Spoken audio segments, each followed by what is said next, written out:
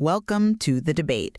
When we think of psychological manipulation, we usually picture something loud, the cinematic villain, right? Right, the overt narcissist. Exactly. The overt narcissist pounding their chest, demanding the spotlight, just sucking all the oxygen out of the room.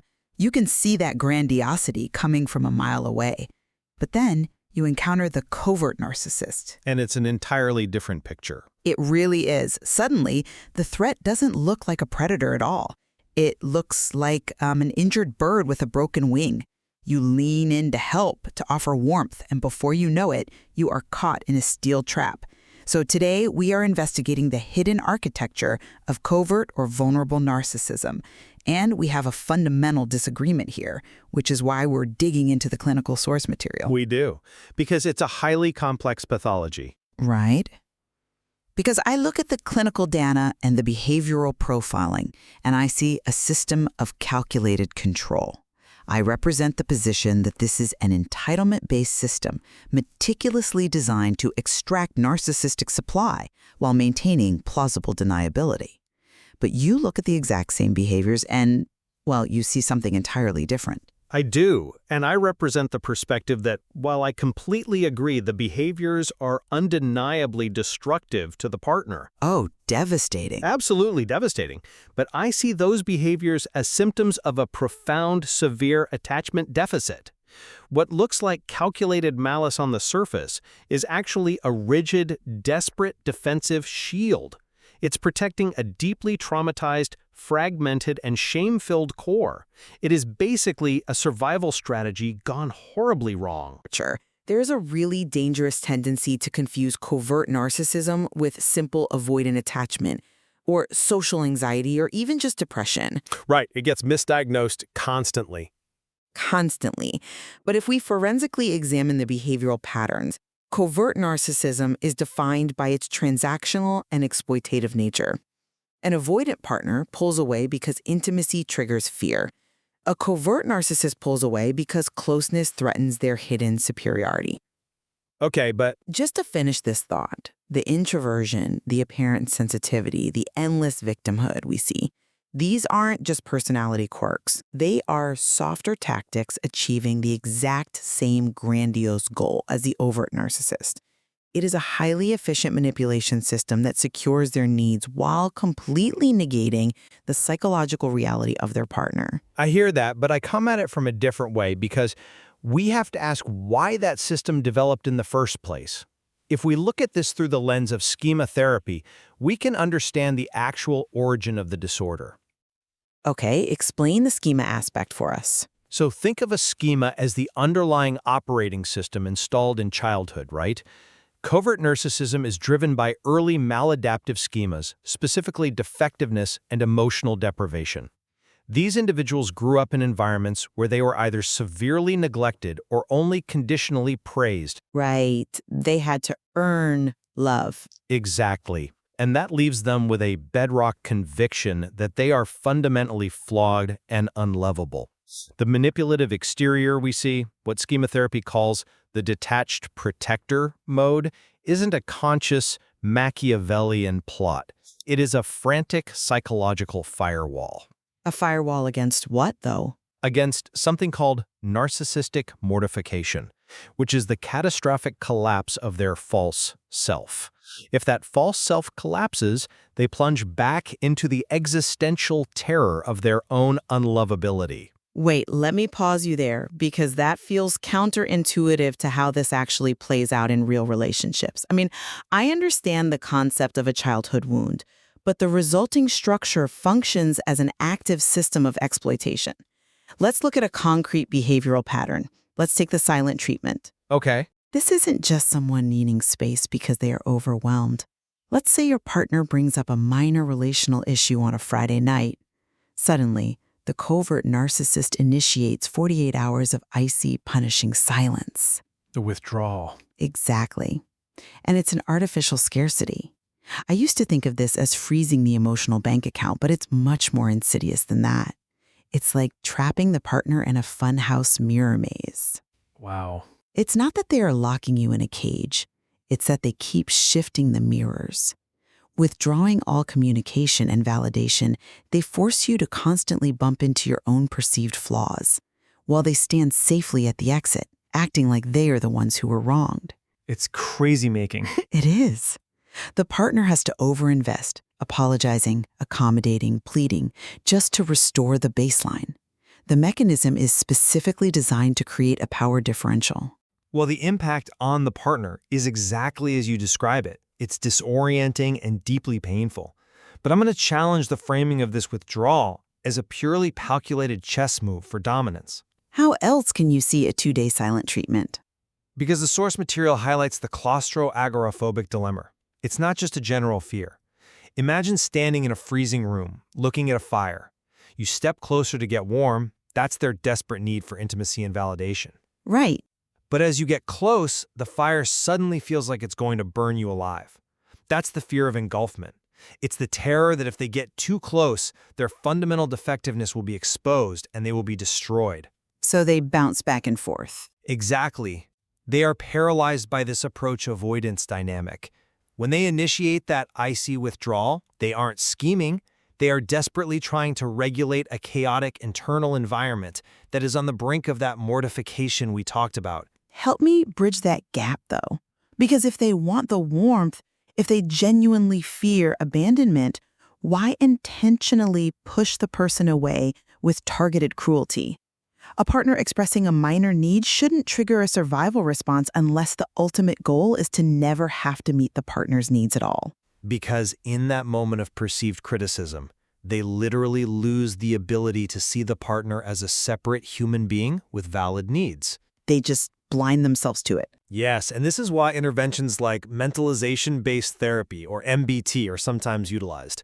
Mentalization is essentially the brain's ability to read minds, to understand your own emotional states and recognize that other people have their own distinct feelings and perspectives. Right, basic empathy. Right, and under the stress of perceived criticism, the covert narcissist's ability to mentalize collapses. They develop mind blindness. They don't see a partner asking for a minor change. They see an existential threat confirming their deepest shame. The withdrawal is a primitive defense against the perceived lethal threat to their fragile ego. But notice what happens next in that sequence, because this is where the story changes, and where I have to really push back on the idea of them just being overwhelmed by shame. They don't just withdraw. They weaponize that shame against the partner. How so? We see this clearly in how covert narcissists utilize victimhood through DARVO: deny, attack, and reverse victim and offender. Let's walk through this behavioral algorithm. A partner calmly says, "Hey, it hurt my feelings when you dismissed my opinion at dinner." A very standard, healthy boundary. Right. But step 1, the narcissist denies the behavior ever happened. Step 2, they attack the partner's character or memory. You're always too sensitive. You're remembering it wrong. Step 3, they instantly claim the victim role. The reversal. Yes. Suddenly they are weeping, talking about how they can never do anything right, how everyone is always attacking them. And in that moment, the pain they feel is entirely real to them. Their hypersensitivity makes a minor critique feel like a mortal wound. Schema therapy identifies the vulnerable child mode hidden beneath the armor. And when that is triggered, they genuinely feel like a bullied child. Real or not, the hidden motive is control. By reversing the victim order, they aren't just winning an argument. They are inducing severe cognitive dissonance in the partner. Oh, absolutely. The partner is left reeling. Because the partner's brain literally cannot reconcile the reality of what just happened with the intense, weeping emotional reality the narcissist is projecting. The victim's brain is forced to choose: trust my memory and face a week of punishing silence, or abandon my own memory and comfort my abuser just to keep the peace. It's a terrible position to be put in. It is. And that is a form of passive grandiosity. By always being the one who is most hurt, they demand that all the emotional oxygen in the room belongs to them. The partner is conditioned to walk on eggshells, suppressing their own reality to maintain the narcissist's illusion of victimhood. That is a sophisticated control structure. I'm sorry, but I just don't buy that it is purely a conscious, sophisticated control structure. You are describing the devastating impact on the victim's reality flawlessly, but attributing a level of Machiavellian calculation to the narcissist ignores the biology of trauma. Elaborate on that. When a covert narcissist uses Darvo, they aren't running a master algorithm of subjugation. They are deploying a rigid psychological firewall. Their brain literally shuts down the network rather than process the idea that they are the bad guy. So they just rewrite history to survive? Exactly. To integrate the idea that they caused harm would validate their deepest, darkest fear, that they are toxic and unlovable. They flip the script to victimhood because their psyche literally cannot process the shame of being the offender. But if we accept that the origin is an unconscious firewall, how do we explain the absolute predictability of the abuse cycle? This isn't just random emotional dysregulation. The clinical data details a highly specific, repetitive cycle in these relationships: idealization, devaluation, discard, and hoovering. The classic cycle, yes. And this cycle relies entirely on the psychological mechanism of intermittent reinforcement. It does, and that cycle leaves profound, lasting scars on the nervous system of the partner. Exactly. Let's talk about why the victim stays, because it isn't weakness. It is a literal biochemical addiction. In the idealization phase, the victim is love-bombed. Their brain is flooded with dopamine and oxytocin. They feel seen and cherished. It feels like a soulmate connection. It does. Then the devaluation hits. The covert narcissist suddenly becomes cold, passive-aggressive, and hypercritical. The partner's cortisol spikes. Their nervous system is thrown into chaos, screaming in panic. But here's the insidious part. The only person who can soothe that panic is the person who caused it. Right. So when the narcissist finally throws out a breadcrumb of affection, that hoovering phase, the dopamine rushes back in. The victim becomes addicted to the relief. This creates trauma bonds and frequently complex PTSD. The fact that this cycle perfectly replicates across thousands of clinical cases tells me that there is an inherent structural drive to extract narcissistic supply. I don't dispute the neurobiology of the trauma bond for 1 second. Intermittent reinforcement is powerfully destructive, and the CPTSD victims develop is very, very real. But I reinterpret the motives driving that cycle through the lens of attachment trauma. Let's look at those phases differently. Okay. How do you see the idealization phase? Idealization isn't necessarily a calculated trap. For the covert narcissist, it often represents a genuine, albeit deeply flawed, attempt at connection. They believe they have finally found the perfect person who will save them from their shame. But it's an illusion. They are mirroring the victim's traits to secure the attachment, not actually connecting with them as a real person. True, they are projecting an idealized fantasy onto the partner, but they believe it in the moment. However, as the relationship becomes real, the terror of intimacy sets in. That is where devaluation and discard happen. When they start picking the partner apart. Right, but it's not a master plan to torture the partner. It is the narcissist sabotaging the relationship because they are terrified that if the partner truly knows them, if they see their perceived defectiveness, they will be violently rejected. They abandon the partner before the partner can abandon them. And what about hoovering? When they suck the victim back in? When they reach back out, it is rarely a cold, calculated plot to resume psychological torture. The clinical texts indicate it is often driven by the narcissist's own intense abandonment anxiety. When faced with the actual loss of the partner, their own emotional regulation collapses. They regress to a state of desperate codependency. They hoover because they need the partner to survive. But here is what most victims never realize about the hoovering phase. If it were truly just a frantic need for connection driven by anxiety, we would see attempts at actual intimacy once that fear was soothed. And we don't. We don't.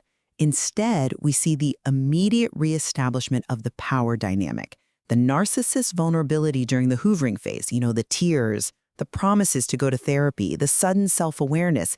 It functions as a key to bypass the partner's boundaries.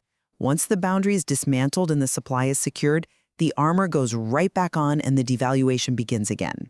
That's a compelling argument, but have you considered that the armor goes back on because the closeness achieved during the hoovering phase triggers the exact same engulfment anxiety that caused the discard in the first place? So they're just spinning their wheels? It's a repetition compulsion. It's a tragic loop. They are trapped in their own pathology, just as surely as they trap their partners. The literature on vulnerable narcissism clearly points to high rates of neuroticism, emotional instability, and even self-harm.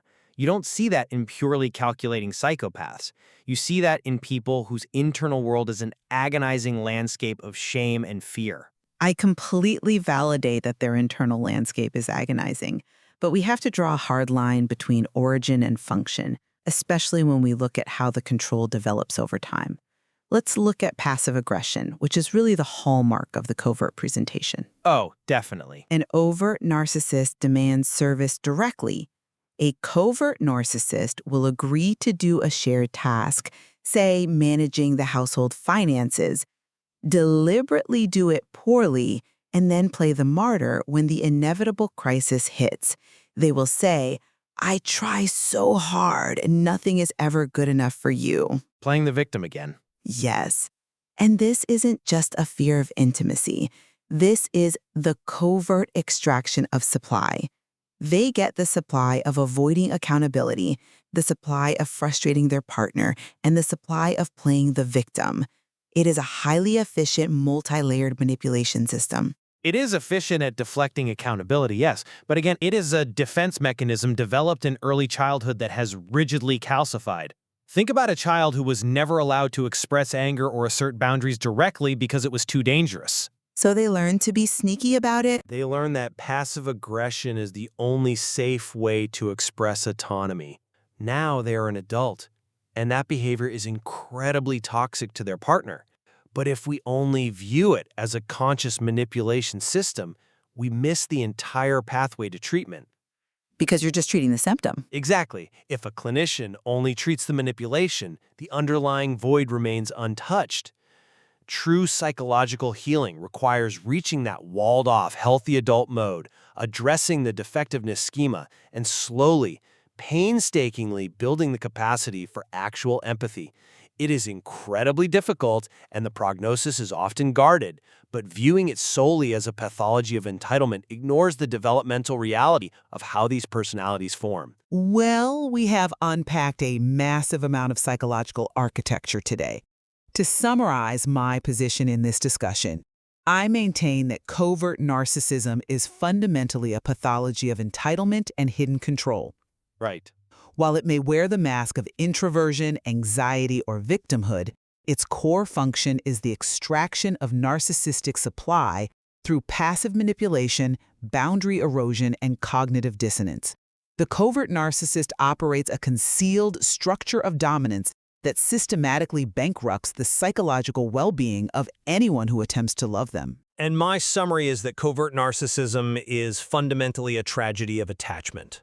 Beneath the destructive, passive-aggressive exterior lies a deeply wounded, shame-filled core. The behaviors that look like calculated malice are actually frantic, primitive defense mechanisms designed to shield a fragile psyche from the existential terror of unlovability and narcissistic mortification. It is a rigid survival strategy that traps the narcissist in isolation while deeply wounding their partner.